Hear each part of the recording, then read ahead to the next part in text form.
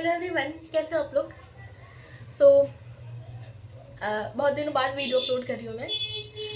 And आप लोगों के कमेंट अच्छे लगते हैं। मेरी एक वीडियो थी जिसपे आप लोगों ने बहुत सारे कमेंट किए थे, उसके लिए थैंक यू। एंड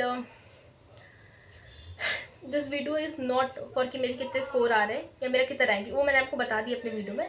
एंड हाँ, मेरे भी स्कोर डिक्रीज़ हुए हैं। मेरे जो 24 में स्कोर थे 541, उससे मेरे स्कोर कम आ रहे हैं। एंड काफ़ी डीमोटिवेटिंग स्टोरी है मेरी। काफ़ी रोना पड़ा है मुझे इस जर्नी में, काफ़ी रोई भी हूँ मैं, काफ़ी स्ट्रगल किया है। And what is my experience of 3 year, ये मैं आपको इस वीडियो में बताऊँगी। तो मेरी जो जर्नी थी वो स्टार्ट हुई थी एक ऑफलाइन कोचिंग से। मैंने वहाँ पे कोचिंग की थी एंड फिर उसके बाद मैंने ऑनलाइन कोचिंग की। तो मेरे को इन दोनों कोचिंग में एक बात तो समझ में आई थी कि इफ़ यू आर टॉपर, या आपने अच्छे स्कोर किया टेस्ट में, या आप अच्छा स्कोर कर रहे हो, तो फिर आपको एक अलग बैच में डाल दिया जाता है। देन उन्हीं पे खाली फोकस किया जाता है। ये मैंने ऑफलाइन में भी देखा था। मैं जब ऑफलाइन वाले बैच में थी तो उसमें भी ये वाला हुआ था कि कुछ बच्चों को ऑलरेडी सेलेक्ट किया गया था और उनको अलग से, मतलब मैं जिस ऑफलाइन बैच में थी उनका तो अलग से क्लास चलता था इवनिंग में, एंड उनके अलग से टेस्ट भी होते थे। मतलब उनको मैं बता रही हूँ, मतलब आपको अपना एक्सपीरियंस बता रही हूँ, उनको ऐसा लगता था कि जो एवरेज बच्चे हैं वो उनसे कम्पीट नहीं कर पाएंगे या उनके बराबर टेस्ट नहीं दे पाएंगे या उन पर उतना फोर्स या फोकस करने की ज़रूरत नहीं है। ऐसा मेरे कोचिंग में हुआ था। तो मैं आपको बता रही हूँ रियलिटी ऑफलाइन कोचिंग। हो सकता है बहुत कोचिंग में ना होता हो, बट मेरे कोचिंग में हुआ था तो मैं आपको बता रही हूँ। उसमें से कुछ बच्चों को अलग कर दिया गया था और उन्हीं पे फोकस किया जाता था क्योंकि वो अच्छा कर रहे थे। अरे यार, ऐसा थोड़ी ना है कि जो एवरेज है वो अच्छा नहीं कर रहा तो इसका मतलब ये नहीं कि वो अच्छा नहीं कर सकता। एटलीस्ट उस पर भी तो देखो ना, वो कहाँ गलती कर रहा है, कहाँ मिस्टेक कर रहा है। पर ऐसा नहीं होता था। मतलब ऐसा शायद बहुत कम कोचिंग में ही होता होगा, आई डोंट नो। बट मैं जो जितना जानती हूँ उसमें ज़्यादातर कोचिंग्स में अलग से बैच बना दिए जाते हैं। उसमें आपको सेलेक्ट किया जाता है आपके स्कोर के अकॉर्डिंग, जो आपके मॉक टेस्ट में आए, और लोग उन्हीं पे ज़्यादा फोकस करते हैं। एवरेज, बिलो एवरेज पे उतना फोकस नहीं होता। अगर आप अपने से अच्छे बैच पे जाना चाहते हो तो अपनी मेहनत करके जा सकते हो, वैसे नहीं कुछ फोकस किया जाता एवरेज बच्चों पे।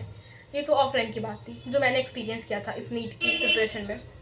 जब मैं गई थी ना ऑफलाइन तो मैंने सोचा था कि सब पे फोकस करेंगे, सबको अच्छा पढ़ाएंगे, पर ऐसा कुछ नहीं होता है, नहीं होता है।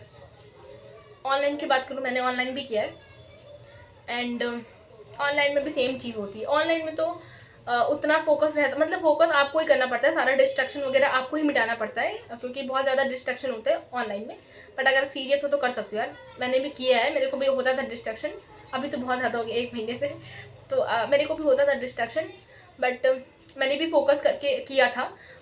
और ऐसा नहीं है कि सिर्फ ऑफलाइन में ऐसे सीरियस अलग से बैच वगैरह बनाए जाते हैं, ऑनलाइन में भी होता है, हुआ था और होता है। मतलब अलग से एक बैच वगैरह बना दिया जाता है और उन पे उनको अलग से डीपीपी, उनके अलग से क्लासेस वगैरह चलती है। तो भाई मेरा मतलब यही मेरे को लगा कि अगर आप इस कम्पिटिटिव एग्ज़ाम में एंटर किए हो तो एवरेज की कोई वैल्यू नहीं है। या तो आप सेलेक्ट होके निकलो यार इस एग्ज़ाम से। ऐसा नहीं है कि जो बच्चा का एग्ज़ाम में क्लियर नहीं हो उसने मेहनत नहीं किया। यार हमने भी टेस्ट दिया था, हमने भी डीपीपी सॉल्व की थी, हमने भी पेपर सॉल्व किया था, हमने भी क्वेश्चन प्रैक्टिस की थी, हमारे पास भी बहुत सारे पेपर है, हमारे भी हर टेस्ट में 600 to 650 इतने स्कोर आते थे। बट ठीक है, कुछ वजह से, कुछ कारण की वजह से कुछ नंबरों से रह जा रहा है, तो इसका मतलब ये नहीं कि हमने मेहनत नहीं की थी। एटलीस्ट एक बार तो उनसे भी पूछो ना कि मतलब उन्होंने भी मेहनत करी है, मतलब ऐसा नहीं है यार। पर नहीं पूछते, ये तो रियलिटी है। जो बच्चा सेलेक्ट हो गया उनको सिर्फ उन बच्चों से ही मतलब होता है जो सेलेक्ट हो गए, अलग से उनको लेके सेलिब्रेशन वगैरह सब होगा। लेकिन जिन बच्चे का सिलेक्शन नहीं हुआ उनसे नहीं पूछने आते वो पर्सनली, तो आप कभी नहीं, कभी भी नहीं। तो ऐसा नहीं है यार, उन्होंने मेहनत करी है, उन्होंने भी किया है। जो फेलियर है वो फेलियर नहीं होता एक्चुअली। खैर ठीक है, जो रियलिटी है वो रियलिटी है। इस नीट एग्ज़ाम में मैंने जो फील किया ना इन 3 सालों में, मुझे तो यही लगा कि अगर आप एग्ज़ाम में घुसे हो तो फिर क्रैक करके निकलो, वही सबसे बड़ी बात है। बाकी बहुत सारे लोग आएंगे यार ज्ञान बांटने के लिए कि नीट ही थोड़ी सब कुछ है, आप नीट एग्ज़ाम क्रैक नहीं किए इसका मतलब ये थोड़ी ना कि आप लाइफ में फेलियर हो गए। भाई ठीक है, ठीक है, मैं भी मानती हूँ ऐसा नहीं है। बट ठीक है ना, मतलब जो बच्चा नीट की तैयारी कर रहा है, बहुत लोगों के लिए ना एमबीबीएस एक डिग्री होगी होगी एक डिग्री उनके लिए, उनके हिसाब से आप कुछ भी कर लो, आप अदर फील्ड चूज़ कर लो, ठीक है यार। बट नीट वालों के लिए ना एमबीबीएस एक डिग्री नहीं है, एमबीबीएस उनका ड्रीम होता है, जो मेरा भी है। सो वो नहीं आता किसी बहुत लोगों को समझ में। ठीक है यार, किसी को समझाने की भी ज़रूरत नहीं है। जो जो मैंने इन 3 सालों में फील किया, या मुझे क्या लगा कि कैसा होता है, ये सब मैंने आपको इस वीडियो में शेयर किया है। बट रियलिटी तो जो थी वो है कि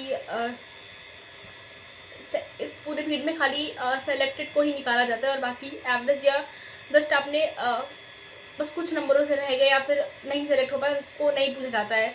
आपकी पूरी मेहनत धरी की धरी रह जाती है जब वो आप एक्सपोज नहीं कर पाते हो, तो ऐसा लगता है कि हमने मेहनत ही नहीं की थी। बट ऐसा नहीं है यार, एक बार तो पूछना चाहिए ना एक बार।